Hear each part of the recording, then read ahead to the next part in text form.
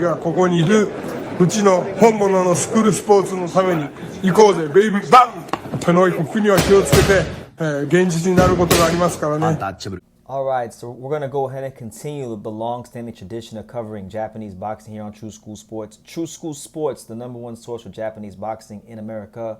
From an American, arigato gozaimasu. Thank you guys for showing up, and just really happy that see everybody's back here to show that love and that support and that passion that I'm sure we all have for the sport of boxing. Now, I wanted to speak on this because this is a story that was reported about a week ago. I never got a chance to really put out a video out there for the public and give my thoughts on this, so I'm going to do it now. But we had the recent tragedies where we had two fighters in Japan die on the same card. Slightly before that, back in May, on the undercard of Angelo Leo versus Tomoki Kameda, we had Ginjiro Shigeoka fight Pedro Tajiron for the minimum weight world title, and I was in Osaka for that fight, and it was bad. Like, it was bad what happened to Ginjiro. He damn near died. He still, thank God, he didn't die. But the main idea of this video is that his brother Yudai Shigeoka, the former WBC minimum weight champion of the world, he has decided himself that he is retiring from the sport of boxing abruptly to take care of his brother, because he feels that's the right thing to do. So, listen, ain't that beautiful? He's doing the right thing, and what a noble and honorable thing to do from Yudai. Yudai is a good fighter. I've always been a big fan of Yudai Shigeoka, as I've been a fan of Ginjiro. These guys, I think, helped bring a lot of attention to the minimum weight division. At least on this channel, I've covered them.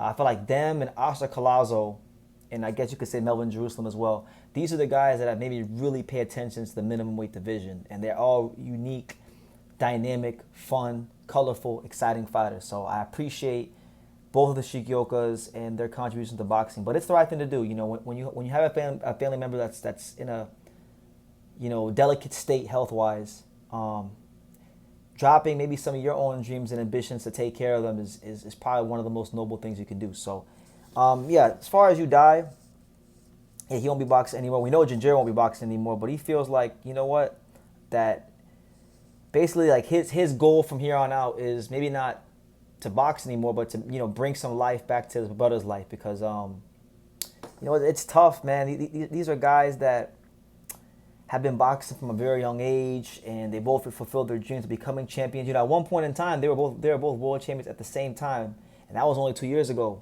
When I just found out, I first learned who the Shigiokas were like 2 years ago when they first got the belts. Remember when I went to Japan and I saw a picture of them on a train station, on a sign, and I was like, who are those guys? And then I figured it out later on. But less than 2 years later, now they're both out of boxing. So it shows you how delicate life is, how fragile a boxer's career is, and why we, the boxing fans, even if we don't like certain fights, even if we think that fights are mismatches, it's okay to voice your opinions and your displeasures about those fights, but you have to appreciate these fighters going in there, putting it on the line, having the guts to do what very few people don't have the guts to do. So respect to them.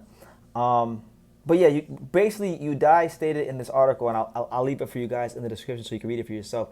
He said that he doesn't want Ginjiro Shigeoka, his brother, to regret his time as a professional fighter. The people we met and the experiences I had along the way are the treasures of life.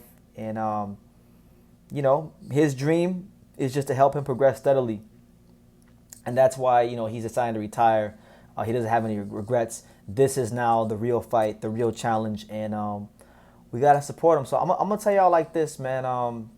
I don't know the Shigiokas. I never like really interacted with them that deeply. I did see Ginjiro Shigeoka one time back in, I'm gonna say, January, because I've gone to the gym they train at. They train at Watanabe Boxing Gym, which is in Gotanda, Tokyo, Japan, right next to the Gotanda station in this building.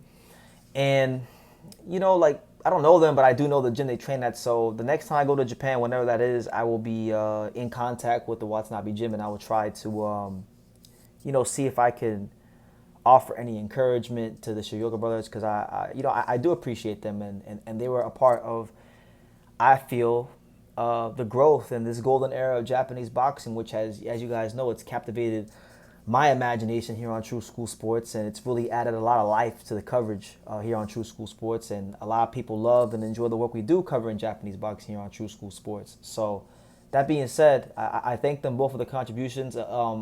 It's unfortunate.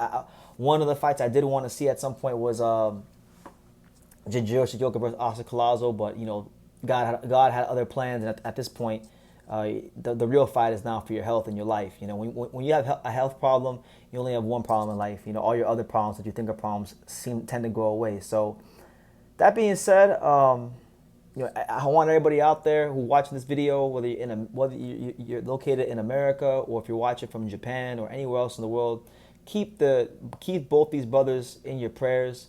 Keep all the fighters in your prayers, the ones you like, the ones you don't like, because these guys put it all on the line. They sacrifice a lot. They sacrifice not eating. They sacrifice not having sex with their wives and or girlfriends. They sacrifice not seeing their kids. They sacrifice a lot just to be called champion, just for the price of glory. And that's a steep price to pay sometimes, and sometimes that price can cost you your life and compromise your health. So please understand that when you watch these fights, even me, I've been very frustrated with Jaron Ennis, but I appreciate Jaron Ennis because Jaron Ennis has given his life to boxing. I appreciate Canelo Alvarez because he's given his life to boxing. I appreciate all my friends in the fight game. I appreciate the Angelo Leos and Brian Norman Jr. and just all the fighters at all levels, even the guys I never heard of. You could be a fighter from some part of the world I never even heard of. If you're out here putting in hard work and you're going through the pain and the struggles of the sacrifices of boxing, then I gotta respect it because this is the hardest sport in the world to make a living, and there's a lot of landmines and dangers that come with it, not just inside of the ring but in the business of boxing as well. And I'll keep the Shigeoka brothers in my prayers as well as all the Japanese fighters in my prayers, because in Japan, I'm not trying to talk down on the JBC, but it's clear to see that the JBC, the Japanese Boxing Commission, is failing a lot of these fighters, and they got to do something soon to help these guys to cut down on these deaths and make boxing a little less barbaric in Japan, because it's very barbaric in Japan, and it's just part and parcel of the game. But there's a lot of deaths happening in Japan, and a lot of families being affected, and I don't want to see that. I don't want to see fighters keep dying. Let it be a lesson. I hope all these deaths and everything going on in Japan with these fighters can be an eye-opener to these trainers that, hey, yes, it's good to have the Bushido death before dishonor warriors code. You do need that in fights to get over the hump, but it's okay to box. It's okay to have that mental discipline for 12 rounds and not go to war and win fights behind your jab. It's okay to do that, because the price of you not doing that and going to war in these fights could be Ginjiro. You could end up like Ginjiro Shigeoka. You could end up like Kazuki Anaguchi or Shigetoshi Kotari. That these guys that pass away or have traumatic injuries. So I'll leave it at that, man. That's the news, guys. Yudai Shigeoka has retired from boxing to take care of his brother and get him back to health. And it's a very noble thing, but it's an equally sad thing as well. But it's a reality of this fight game. So as fans, you can not like fights, but don't disrespect the fighters because they're going through a lot to get into that ring and showcase their skills to the world. So yeah, leave your comments down below. Make sure you guys take the time to subscribe. And like I say in every single one of these videos, you can love me or you can hate me, but I'm just a kid from Dania. So until next time, take care, guys. Thank you for watching another video on the untouchable True School Sports Empire. For more great boxing content just like this, make sure you guys stay tuned and subscribe. You won't be disappointed.